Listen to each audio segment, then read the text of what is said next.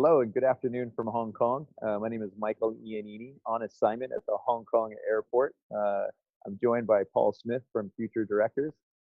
Myself, I'm a Council of International Schools affiliated consultant, working with international schools in a variety of governance-related ways. Paul, my partner in crime here, is also working with Future Directors, but in terms of the work he does, it expands and goes beyond schools, and he helps bring in that insight to what are the best practices going on outside of the school world.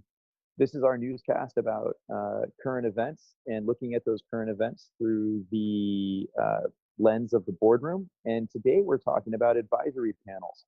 And the reason why this is kind of come front and center for myself and something that Paul is excited to speak about in terms of what's going on outside of the schools is because I read in the Daily Nebraskan about a executive chancellor named Donde Plowman, how she had set up a advisory council of students at their university back in 2017. And what resulted from that advisory council was the host of well-being issues that students were being affected by that, educators just weren't addressing. Now, at the university level, often the disconnect between students and educators will be much greater than, say, within a K-12 school environment.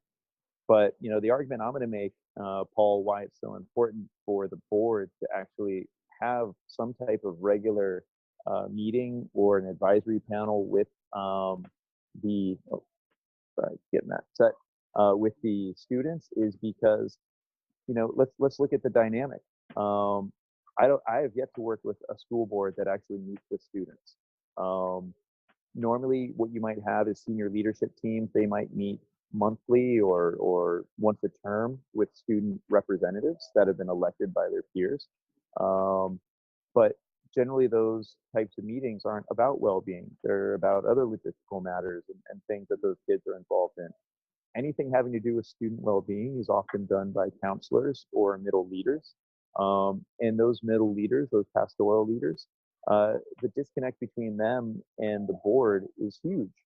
And these are people themselves that don't normally have a voice in terms of strategy or governance or any other purview. They're generally tasked with to deal with individual students. So they're not looking at the student body as a whole. They're not looking at whole school. And that's what the board really needs to be doing, is whole school. So that's why this news article was very relevant to me and something I wanted to raise a red flag about for boards if they weren't doing it. But Paul, maybe you can help give us a little bit more insight in terms of how boards can be using advisory panels outside of, say, that student-school relationship. But what else do you see? Well, yeah, again, first of all, just what a great article and what a great initiative by that school, that chancellor. Again, often groups, schools, communities, charities, corporates will overlook a particularly important stakeholder group. Obviously in the corporate world, there's been an over focus on the shareholder, the owner, and increasingly it's becoming the customer centricity as a governance imperative and employee centricity. And if you think about from the school's perspective, the customer is the parent as well as the child. And again, it's important to have all these voices in the room in some way. What other groups are doing are a far more sort of strategic imperative rather than stakeholder groups. So, for example, you're finding a lot of large listed companies putting together advisory panels, advisory boards, whatever you want to call them, around digital strategy.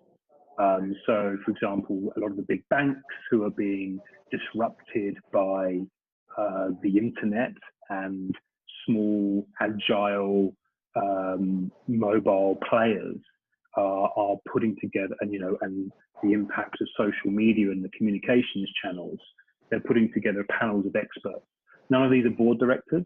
They are put together, and they're really providing a huge amount of value to the board because they're not actually potentially helping so much with strategy, but they're helping to educate the board directors around some of the concepts and ideas that are coming up from management, who are obviously working with their own experts, which may be in-house or paid consultants.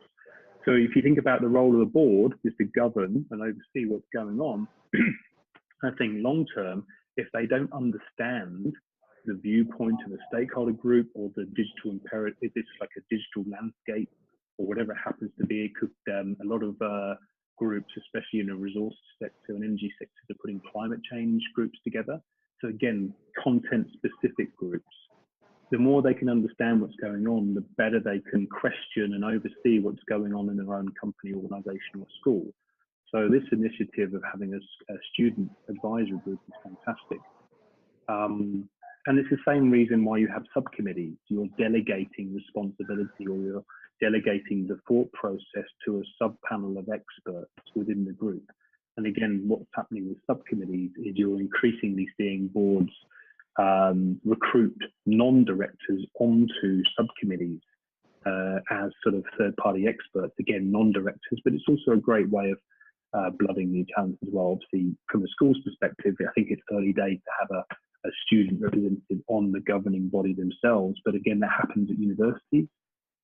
Student bodies at universities have a lot more teeth, you could say, and a lot more say than potentially in a sort of a secondary school environment or even a primary school environment. Probably not a primary school environment. The quick thing here before I shut up, the biggest stumbling block you'll find from boards not putting together advisory board groups is time. It's not a lack of desire to learn. They've already got squeezed agendas and a lack of time. And where do you squeeze in meeting with a panel of people, experts, stakeholders? Do you meet them 4 times a year, twice a year, once a year? Where does it go on the agenda? How do you find the time to do it? And that's the biggest challenge. It's not a desire or the idea itself often. It's where do we find the time? And, again, I would love to know your insights on everything I've talked about there. Well, I mean, one correction would be, say, from the primary side, primary schools actually have student representatives. They're going to be more in the later primary years, but, case in point, I just wrapped up a head of school recruitment process. And the primary students were incredibly vocal in terms of, their preference for who the head of school should be. And when they sat down with the candidates, they asked some really good questions. They were involved in that process. And to be honest with you too, within the school context, these kids weren't communicated with very well about what's going on. And so there were a lot of kids very worried about, hey, what's happening with our current head of school, or who's this new person? I'm not sure about that.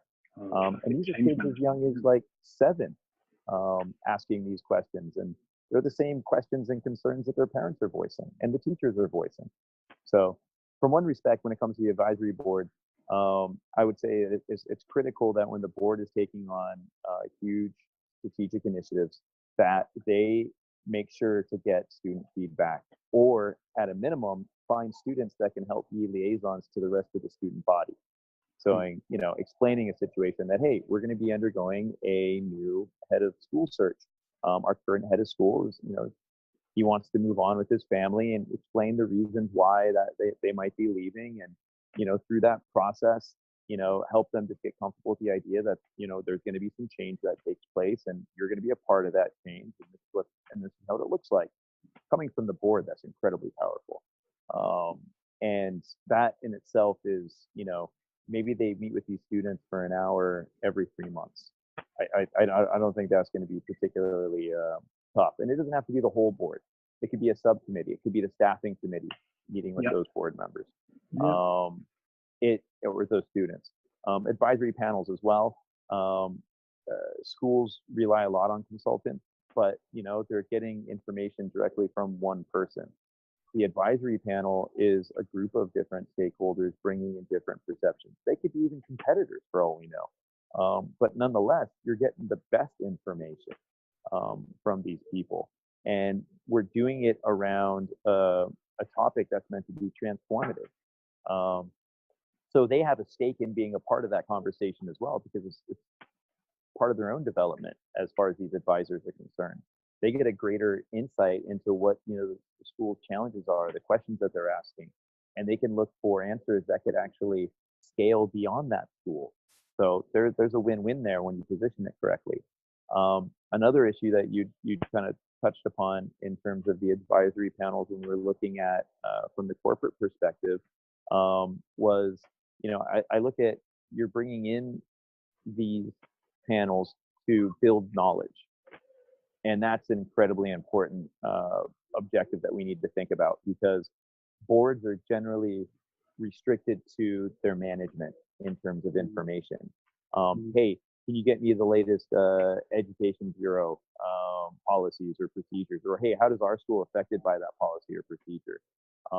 If for whatever reason there's no trust between management, which is going to be a cascading problem for a lot of other things, then they'll bring in this consultant. Hey, is management giving us the right story? Well, that's probably not the most appropriate use of a consultant, but you need to get information from outside, and it needs to be productive and helpful, and it needs to be seen as more than just a check and a balance. Yeah. Can't be advisory. Yeah, exactly, right. That advisory panel should also be contributing knowledge and experience and expertise to management. So there's a dual role to it. Yeah, and I think that's the critical thing. Like, I remember we touched upon this in one of our webinars, probably all of them, in terms of, I think in the AGM, about engaging with a wider stakeholder group and, making a statement of intent. So if you're actually you're putting student welfare at the forefront of who you are. And again, we've spoken in the past about how schools are really focusing as much on welfare as they are on results and where they end up. Then what better place to look at that from actually asking the students about what would welfare look like for you? What would your well-being look like? And so it's and if you really are listening, it's a statement to the community that we listen to our critical stakeholders. So again, you do the same thing. You're doing the same thing with parents. You're doing the same thing with teachers. You're doing the same thing with the accreditors. And again, if you really run it really well, and it's well facilitated, the feedback and the ripple effect that goes back to the school is like, oh, wow, our board of governors are on top of things. Now, obviously, then it sets an expectation that, you're then put on a pedestal and you've got to achieve the results. But then that's where the communication comes in, because this is like a process. The other thing I want to not pull you up on, but mention, just a bit of an aside, a bit funny story. I remember a large charity director once telling me quietly that the reason they bring in a whole bunch of consultants onto an advisory panel is they get them for free. So they get hundreds of thousands of dollars worth of consulting advice for free, because the consultants love having the badge, a reputational badge of, oh, I sit on the advisory group for this amazing charity. So there's also the ego reputational thing that you can play into. Obviously for the school, from the kids' point of view, you want the ones who are going to really articulate what's going on for the school. But, it's great for the kids as well to get experience in this sort of setting as well. So it's a wonderful sort of synergy. It's a win-win-win. And when I say win-win for the board, win for the advisors, win for the community. And, my last point about it is, whether you're engaging in a strategic plan or you're looking at wanting to live your mission, measure that mission, and that mission is about student well-being, you need to get that information. You need to have direct access to it. It just can't be through a third party, say management. You're involving students, so you're also teaching about governance, you're teaching about leadership, you're teaching about communication, stakeholder management. Talk about what schools are built for. That's what they're built for. You look at taking on big change. Well, hey, your advisory panel is there to help you see it through. You as a board, you're not going to be able to follow up that change initiative or that strategic plan every time you meet for the next 3 or 5 years, however long that plan is for. But hey, if you have an advisory panel of committed community members, teachers, leaders, students, they're the ones that are going to be holding others accountable to it. they're the ones that are going to be checking in and monitoring and evaluating and then reporting back to the board. It saves the board a huge amount of time, especially when it's structured correct. It creates accountability as well. And that's another important thing to think about with international schools. I would say 80% of strategic plans in international schools, I'm just kind of throwing out a number, but with all the schools I work with, very few see through their strategic plan, largely because of changes in leadership or governance. But that task force or that advisory panel, they're generally community members that are going to be there much longer. They're also community members that don't want the governance responsibility. They just want to play a smaller role, a role that is much more specific and targeted towards some tangible outcome that they themselves can feel efficacious about. So, that's my last plug about the advisory panels and how it all connects. Look, it's been a wonderful topic, and we'll wrap it up there, but I'll just remind people to check out our YouTube channel, School Governance Network, where there's a whole bunch of these monthly newscasts and our recorded webinars, which are longer format, sort of on some really key topics involving the governance of your school. Also, check out our LinkedIn group, School Governance Network, where you'll see more content and sort of like the links to the articles that are prompting a lot of these discussions. I hope you've enjoyed it. See you next time. Yeah, thank you. Bye-bye.